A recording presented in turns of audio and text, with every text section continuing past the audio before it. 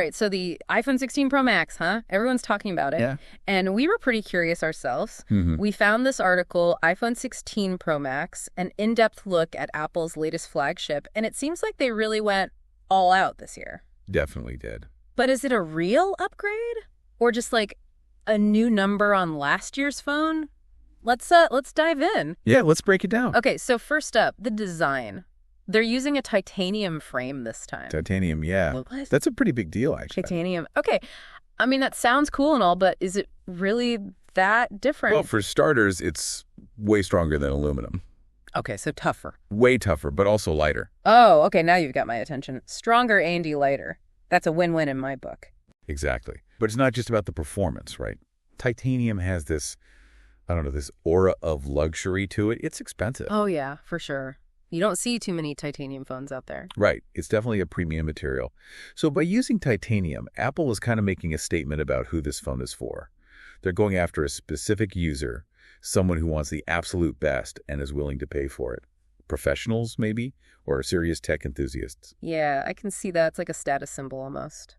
And speaking of premium, the screen size has gotten even bigger. Yeah, it has. 6.9 inches. I mean, at what point does a phone become a tablet? Does it still even fit in your pocket? That's a good question. And honestly, it's something a lot of people were wondering. But they've actually managed to keep it relatively manageable. Yeah. The article mentions how the bezels around the screen are super slim now. So even though the screen is bigger, the overall footprint of the phone isn't that much larger. So it's like a balancing act. Bigger screen, but don't make it unusable. Smart. Exactly. Okay, and remember that action button they introduced last year? Yeah. Seems like iOS 18 is giving it even more functionality. More customization options. It is. I've got to say, I'm a fan of a good customizable button. Yeah, me too. But wait, there's a Nettle W button now too, like an actual physical button, a camera control button. Yep, dedicated just to the camera. Okay, now that is interesting. We've got to dig into that. But first, the brains of the operation. This phone has the new A18 Pro chip, and they're saying it's a game changer. It's playing a big deal. Okay, so it's built on a 3-nanometer process. Anyone else suddenly back in their high school physics class, expert speaker, what does that even mean and why should we care? So basically, the 3-nanometer process refers to the size of the transistors on the chip. Smaller is better. Right, exactly. Smaller transistors mean you can fit more of them onto the chip, which translates to more processing power and better energy efficiency. Okay, so it's not just about being faster, it's about doing more with less. Right. Think about it like this. Imagine editing a 4K video on your phone with no lag, no stutter, no problem, or running those graphics-heavy games without your phone turning into a space heater. Oh, so that's what they mean by performance gains, not just like opening apps a few milliseconds faster. I like it.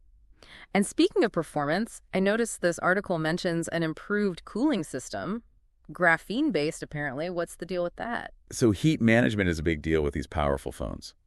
Yeah, I've definitely had phones that felt like they could double as hand warmers. Right. And that excess heat can actually slow down your phone's performance and even shorten the lifespan of the battery. Ouch, not good. Nope. So Apple has redesigned the cooling system in the iPhone 16 Pro Max to be more efficient. And they're using graphene. That's like super material, right? Exactly. Okay, so they're really tackling that heat issue head on. But how does this all tie into battery life? Because let's be real, battery life is the make or break factor for a lot of people. Absolutely. And that's the really exciting part here. This improved thermal management combined with the A18 Pro's efficiency and a physically larger battery. Wait, they made the battery bigger too? They did. It's now a 40685 milliAmpere battery. Okay, now we're talking. Yeah, so all of these factors combined mean that the iPhone 16 Pro Max is shaping up to have some seriously impressive battery life. Music to my ears. Nothing's worse than that low battery anxiety in the middle of the day. I know, right? But all right, let's move on to something that's always a hot topic when it comes to new iPhones. The cameras. Okay, let's talk cameras. All right, so cameras. Apple always goes big on the camera upgrades. Always. And this year is no exception. Let's start with that ultra-wide lens. Okay. They've bumped it up to 48 megapixels. 48? Is that even allowed? It's a pretty significant upgrade. And, it's not just about bragging rights with the megapixels. This actually translates to tangible improvements in your photos. Okay, good to know. So, like, what kind of improvements are we talking about? Well, for one, a wider field of view. Yeah. So you can capture more in your shots. Yeah. Like those big landscapes. Ah, so you don't have to back up as much to fit everything in. Exactly. Or like group photos, you can actually get everyone in the frame. No more leaving people out. Exactly. And the image quality itself is supposed to be noticeably better. Okay, so bigger pictures, but also better pictures.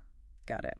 What about the main camera? Did they do anything special with that? Oh yeah, the main camera, which they're calling the fusion sensor, that's gotten a major upgrade too. Okay. It's also 48 megapixels. Wow, they really went all in on the megapixels this year. They did, but there's more to it than just that. They're able to achieve 2x lossless zoom with this new sensor. Hold on, lossless zoom, what's the difference? So lossless zoom means you can zoom in without losing any image quality. Oh, so it's not just like digitally zooming in and making the picture all blurry. Nope, this is optical zoom, so you get the same level of detail even when you're zoomed in. Okay, that's pretty cool, especially for those times when you can't physically get closer to your subject. Right, exactly.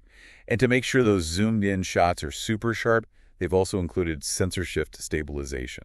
Okay, I think I've heard of that before. It helps with shaky hands, right? Precisely. So even if you're shooting in low light or you're moving around, your pictures and videos should be nice and stable. Nice. So no more blurry action shots. In theory, no more blurry shots. I like the sound of that. Okay, but we can't talk about the iPhone 16 Pro Max camera without addressing the elephant in the room.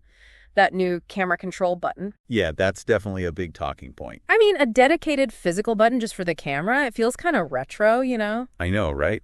Like a blast from the past. But it's actually a really interesting design choice.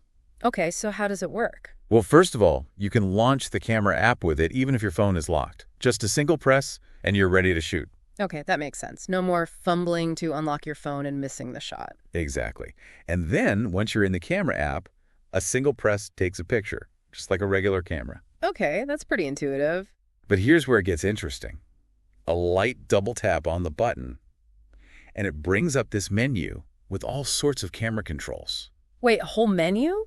From one button? Yep. You can change things like the tone, photographic styles, even switch between the different lenses. Okay, I'm not gonna lie, that sounds a little complicated. It definitely takes some getting used to. So how do you actually navigate this menu? So from what I understand, you basically slide your finger along the button to scroll through the options, and then you press lightly to select. Huh. So it's like a tiny little touchpad built into the button. Yeah, kind of. It's a pretty innovative approach. I'll give them that. But I don't know, I've never been a huge fan of touch-sensitive buttons. They can be a little finicky sometimes. I get it. What if you accidentally brush against it and mess up your shot? Don't worry, they've thought of that. The article mentions that you can adjust the sensitivity of the button in the settings. Oh, okay. So you can make it less sensitive if you need to. Exactly. And you can actually customize a lot of things about the button. Like, you can change which app it launches. Really? So it doesn't have to be the camera? Nope. You can set it to launch any app you want.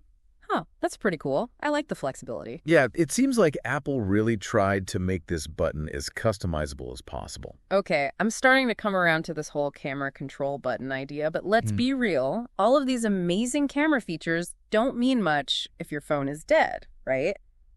So, about that battery life.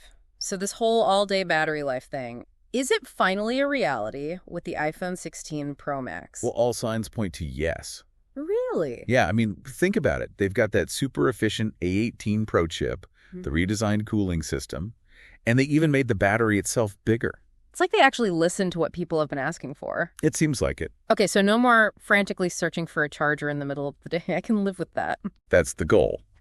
Of course, real-world battery life always depends on how you use your phone. Yeah, that's true. If you're constantly gaming or streaming videos, you're going to drain the battery faster. Yeah, nothing's going to save you from that. Right. But for normal, everyday use, it sounds like the iPhone 16 Pro Max should have no problem lasting a full day. Okay, I'm convinced. All right, so we've covered a lot of ground here. Design, performance, cameras, battery life. Expert speaker for someone out there listening, trying to decide if they should upgrade. What's the final verdict? iPhone 16 Pro Max. Yay or nay? That's the million-dollar question, isn't it? That's a tough one. There's a lot to love about this phone. That's for sure. The A18 Pro chip is a beast. The camera upgrades are amazing. And the battery life sounds like it's finally caught up to the rest of the phone. Not to mention that sleek titanium design. It's a seriously good-looking phone. Oh, for sure. It feels premium, Yeah. But, and this is a big but. There's always a but. There is. The price. It's not cheap. Definitely not. So you really have to weigh the pros and cons. If you're someone who needs the absolute best of the best and you're willing to pay for it, then the iPhone 16 Pro Max is probably the phone for you. It's the top of the line for sure. Exactly. But if you're on a budget or you're perfectly happy with your current phone, you might want to sit this one out. I think that's fair advice. You know, it's funny, this whole camera control button thing, it got me thinking about how tech is always evolving, but sometimes it also circles back to its roots. Yeah, it's like they're taking something familiar, like a physical button, and reimagining it for the modern age. Exactly. It's like a blend of old and new. And it'll be interesting to see how people respond to it. Is it a gimmick, or is it the future of how we interact with our phones? Only time will tell. That's what I love about tech. It's always keeping us on our toes. For sure. Well, folks, we've reached the end of our deep dive into the iPhone 16 Pro Max. We hope you enjoyed the journey. What do you think about Apple's latest and greatest? Hit us up on social media and let us know. And if there's a tech topic you'd like us to explore in a future episode, be sure to send us your suggestions. Until next time, happy tech exploring.